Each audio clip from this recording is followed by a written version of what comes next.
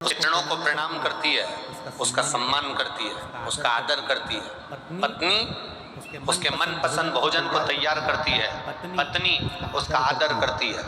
इसके बाद भी वो पुरुष, उसके बाद भी वो पति दूसरी स्त्री के साथ में उसको क्यों देखता, उसके साथ क्यों रहना पसंद करता? कारण क्या है?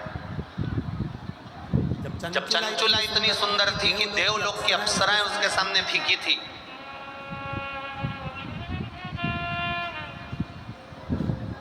ये विराम दिवस की कथा है, अगर सुन ली तो आपकी जिंदगी संवर गई महाराज, ध्यान रखिए। चंचुला इतनी सुंदर थी कि देवलोक की अप्सराएं फीकी थी। फिर चंचुला का पति पर स्त्री को क्यों देख रहा है? चंचुला का पति पर नारी को क्यों देख रहा है? पर स्त्री के साथ रहना क्यों चाहता है? एक वेश्या के साथ में वो रहना क्यों चाह रहा है? एक गलत नारी के साथ में वो अपने को रखना क्यों चाह रहा है?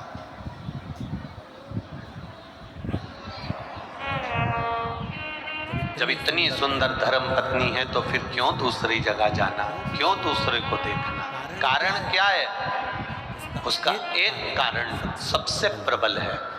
आपको लगे कि ये दूसरी जगह क्यों जाता है, प्रश्न है लोगों का, तो उसका एक कारण है।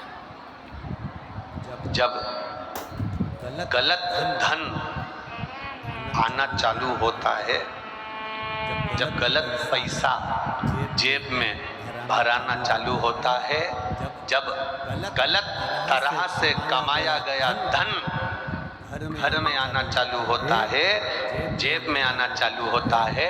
एक अंदाजा लगा कर रखना, जब तुम कम पैसे कमाते थे, बाजार से गिलकी, आलू, टमाटर, सब्जी, मिर्ची, धनिया खरीद कर लाते थे, घर में सब्जी बनाकर खाते थे। बोलो सही है कि गलत है? जम के बोलो जरा, सही है ना? अब मालूम पड़े तुम्हारा व्यापार बढ़ गया, तुम्हारे पास में पैसे की आवक बढ़ गई। अब तुम क्या करते हो? हफ्ते में एक बार अपने पत्नी बच्चों के साथ में होटल खाना खाने जाते हो। बोलो पैसा बढ़ा तो बढ़ा कि नहीं बढ़ा काम? पैसा बढ़ा तो होटल में खाना खाने जाने लगे। पैसा और बढ़ा तब क्या होने लगा? पत्नी ने कहा आज मेरा मन नहीं कर रहा रोटी बनाने का, सब्जी बनाने का, तुम एक काम करो बाजार से मंगवा लो। पैसा बढ़ा तो बाजार की सब्जी और रोटी घर में आने लगी। जब बाजार की सब्जी रोटी घर में आने लगे तो समझ लेना कि बाजार की कोई भी तुम्हारे घर में कभी भी कब्जा कर सकती है। अपना अंदाजा लगा कर ये अंदाजा लगा कर बैठना कि सब्जी और भाजी बाजार की क्यों आ रही है। अपने घर में भोजन बनाने का स्वाद था मेरी पत्नी के हाथ में। मेरी माँ जो भोजन बनाती थी उसके आगे सब भोजन फीके थे। मेरी माँ जब दाल बाटी चूरमा बनाती थी तो 50 लोग खाकर जाते थे और उनको स्वाद आता था। मेरी पत्नी अगर जरा सा भोजन बनाती थी तो सब्जी में स्वाद आता था।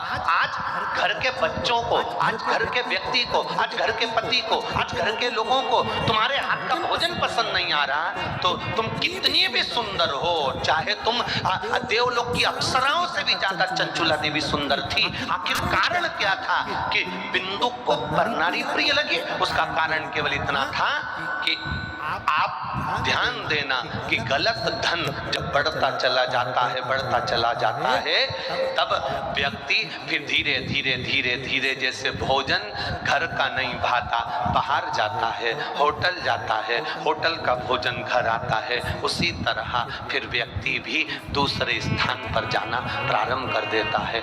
बिंदु के पास में चोरी का धन बढ़ रहा था। धन इतना बढ़ गया बिंदु के पास में, इतनी संपदा बढ़ गई बिंदु के पास में कि उसकी धर्म पत्नी इतनी सुंदर थी तो भी वो ना देख पा रहा, उसकी धर्म पत्नी इतनी सुंदर थी उसका स्मरण ना कर पा रहा। और आखिरी में हुआ क्या? एक जिस नारी के चक्कर में बिंदु पड़ा और पुरुष जब धन बढ़ता है सुंदर पत्नी को छोड़कर जब दूसरी नारी के चक्कर में पड़ता है, दोनों को अगर अंदाजा लगा कर देखना, किसी के सामने खड़ा कर देना कि ये मेरा पति इसके चक्कर में पड़ा है, मैं इसकी पत्नी हूँ, अंदाजा लगा कर देखना कि पत्नी ज्यादा सुंदर होगी। और जिसको उसने पसंद करा, जिसके लिए अपना घर छोड़ रहा है, जिसके लिए अपना परिवार तोड़ रहा है, जिसके लिए अपना कुटुंब छोड़ रहा है, जिसके लिए अपने बच्चे छोड़ रहा है, उसको अंदाजा लगा कर देखना। बिंदुक से तो पराई नारी ने कहा, रानी गले में जो हार पहनती है वो रानी के गले का हार मुझे चाहिए। अब बिंदुक कहता है, मैं तो छोटा सा चोर हूँ, लाता हूँ तुम्हें दे देता हूँ, मैं कहां से वो रानी का हाल, मैं नहीं जानती। रानी का हार अगर मेरे पास में नहीं आया तो मेरे घर में पांव रखने की जरूरत नहीं, निकल जा बाहर।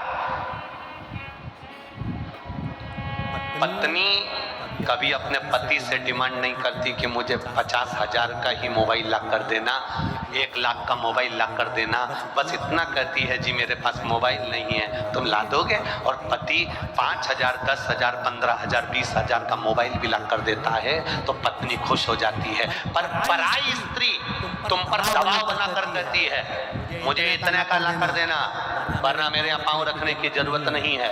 और तो भी तुम गुलाम की तरह चले जाते हो, तो भी गुलाम की तरह चले जाते हो। और गया बिंदु, जिस राजा के घर में कभी नहीं जा पाया था, बिंदु उस रानी के कक्ष में पहुंच गया और रानी के कक्ष में जाकर उसके गले का हार चुरा कर लेकर आ गया। राजा के दूतों को मालूम पड़ा कि रानी के गले का हार कोई चुरा कर भागा है। दूत पीछे भागने लगे, राजा के गुप्तचर पीछे भागने लगे। बिंदु भागते भागते भागते भागते एक पराई स्त्री के भला करने के लिए अपने बच्चों को छोड़ा, अपनी पत्नी को छोड़ा, अपने कुल को छोड़ा और पराई स्त्री के लिए धन इकट्ठा करने के लिए, पराई स्त्री को देने के लिए बिंदुक इतना चोरी और अन्य कार्य करने लगा कि बिंदुक पानी में कहीं से कूद गया, मर गया, प्रेत योनि में पड़ गया। उसके प्रेत योनि में पड़ने पर वो पराई स्त्री ने एक बार भी ना तो पूजन करी, ना पाठ करी, ना अर्चना करी, ना पिंडदान करा, ना तर्पण करा। अगर पिंड भी कर रही है तो वो सुंदर स्त्री कर रही है। उसकी पत्नी शिव महापुराण की कथा भी सुन रही है तो चंचुला सुन रही है, अपने पति को मोक्ष दे रही है तो चंचुला देवी दे रही है, अपने पति का उद्धार कर रही है तो चंचुला देवी कर रही है। जिस स्त्री को इसने ले जा कर दिया था उसने कभी पिंडदान नहीं करा, उसने कभी तर्पण नहीं करा, उसने कभी ब्राह्मण को भोजन नहीं कराया। करा रही है तो पत्नी करा रही है, करा रही है तो पत्नी, मोक्ष दे रही है पत्नी। चंचुला देवी भगवान शंकर के सामने हाथ जोड़कर बैठ कर कहती है, मेरे पति को मोक्ष दे दो। जो पति पर नारी से लगा था,